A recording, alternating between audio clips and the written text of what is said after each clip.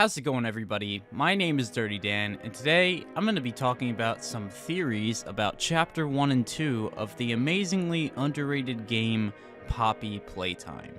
Now, if you don't know what Poppy Playtime is, then let me explain. You are a ex-employee of the successful company of Playtime Co. You've received a letter telling you to come back to the factory after 10 years and that all the workers are still in the factory. The game is full of toys that are not the average toy you might have remembered playing with as a child, and are becoming problematic for your investigation. Now, before I get deeper into this, I do recommend you play this for yourself if you don't want any spoilers, and trust me, this is a really good game, so I wouldn't want to be the person to ruin it for you. But when you beat the first chapter and are interested on my take and theories, come back to the video. Now, let's get into the characters of Poppy Playtime as we know so far. From what we know, we have Poppy, Huggy Wuggy, Kissy Missy, the Boogiebot, Candy Cat, Cat Bee, Brawn the Dinosaur, smaller Huggy Wuggies, and babies. Now, this is my theory. I believe that some of the toys of Playtime Co. actually aren't toys at all, but real, living people. For instance, Poppy herself is obviously not a real doll. From the way she talks and the way she acts, we know that deep down, she isn't just a plastic shell of a doll, but a real worker at Playtime Co. And here's why. Let's go back to one of the tapes real quick, that we all probably thought was the weirdest part of the game, and think about it for a second. The pink tape that was between the interviewer and the very overly happy worker there at Playtime Co. Now, in the interview, the worker was talking about staying young and when you get older, you die. And those are the exact words.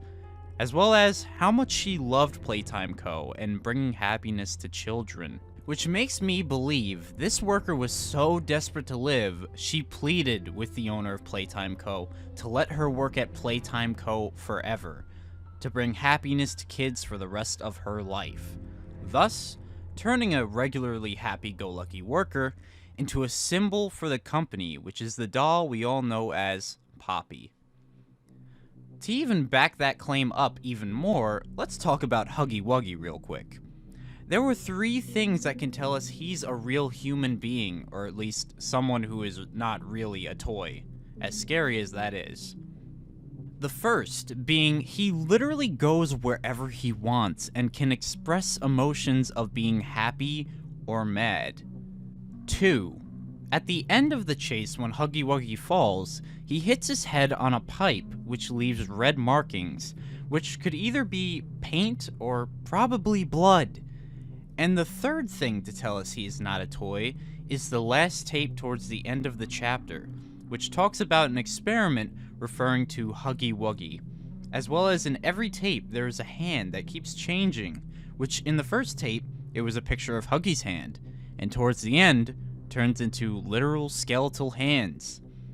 Also, when you die, the screen says, "Isn't experiment 2006 wonderful?"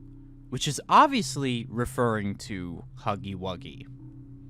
Now, with Chapter 2 on the way, in the trailer, Poppy is caught talking about Kissy Missy, and what's to say that the big pink lover and lifelong partner of Huggy Wuggy wasn't a human also? Now, let's get back to Poppy real quick.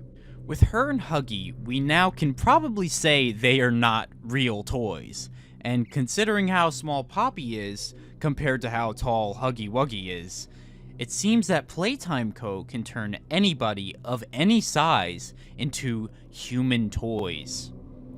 For instance, the smaller versions of Huggy Wuggy, I believe some of them are also going to come alive later in the game, as well as Brawn the Dinosaur, and maybe even the Cat Bee. Now, some toys I think in the end are just toys, like the Boogiebot and the Candy Cat.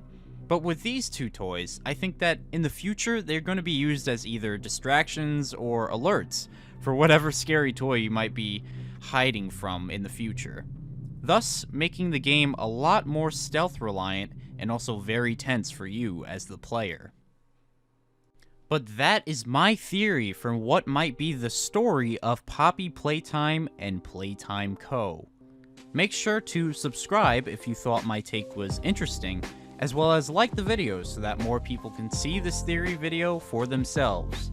Also, comment down below your thoughts on what you think is in store for us in Chapter 2 of Poppy Playtime. But, thank you all for watching, and I'll see you in the next one.